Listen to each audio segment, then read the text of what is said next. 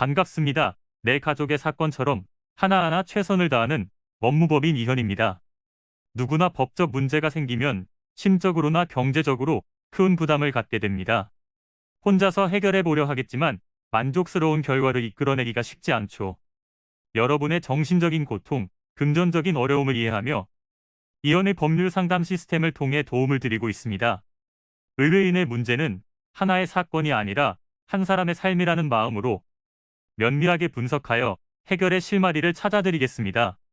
자, 그럼 오늘의 주제인 물품대금 소멸시효에 대하여 함께 알아볼까요? 채권 소멸시효는 채권을 행사할 수 있는 기간으로 기간이 완성되면 채무자에게는 빚을 갚을 의무가 사라집니다.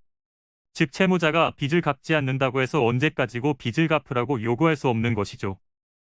그래서 이 기간이 완성되기 전에 반드시 빚을 변제받거나 시효 진행이 중단되도록 조치를 취해야 합니다. 대여금과 같은 일반 채권은 10년의 기간이 주어지며 상사채권은 5년의 기간이 주어집니다. 그러나 공사대금이나 물품대금 소멸시효는 3년의 기간밖에 주어지지 않아서 거래처와 금전 갈등을 겪고 있는 상황이라면 빠른 시일 내에 대응을 시작하는 것이 좋습니다. 그런데 일반적으로 물품 거래는 일회성보다는 계속적으로 이어집니다. 일회성 거래였다면 거래가 발생한 때를 기점으로 소멸시효를 계산하면 되지만 지속적으로 거래가 있었던 경우에는 소멸시효의 기산점을 언제로 봐야 하는지 논쟁이 생길 수 있습니다.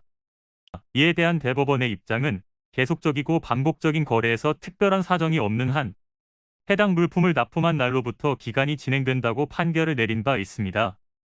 물품대금 소멸시효의 완성이 얼마 남지 않았다면 신속하게 소송을 진행해야겠죠. 그렇지만 당장 소를 제기하기에는 준비가 미흡하여 난감한 상황이라면 다른 방법으로 시효를 중단시킬 수 있습니다. 첫째로 내용증명 발송입니다. 내용증명은 시효를 중단시켜주는 효과가 있는데요. 다만 중단의 효과는 6개월만 유지되기 때문에 6개월 안에 별도의 법적 조치를 취하지 않으면 효과가 사라집니다. 이 외에도 가압류나 가처분과 같은 채권 보전 조치, 지급명령, 소액심판, 민사소송 등도 이 기간을 중단시킬 수 있는 방법입니다. 청구소송에서 승소하여 확정 판결을 받게 되면 이때부터 10년의 채권 소멸시효가 다시 시작됩니다. 이는 간단히 분석될 문제가 아닌 경우들이 대부분이므로 꼭 법률적인 상담을 받아보는 것이 현명하다고 볼 수 있습니다. 그리고 가능한 한 긴 싸움이 되지 않도록 최대한 빠르게 조치를 취하는 것이 좋습니다. 미루면 미룰수록 사건에 대한 난이도가 높아질 수도 있기 때문이지요.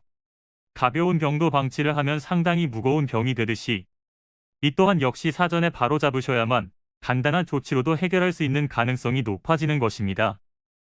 여러분이 골머리를 앓고 계신 그 사안, 저희 법무법인 이현에게 알려주세요. 이현의 법률 상담 시스템을 통해 든든한 지원군이 되어드리겠습니다.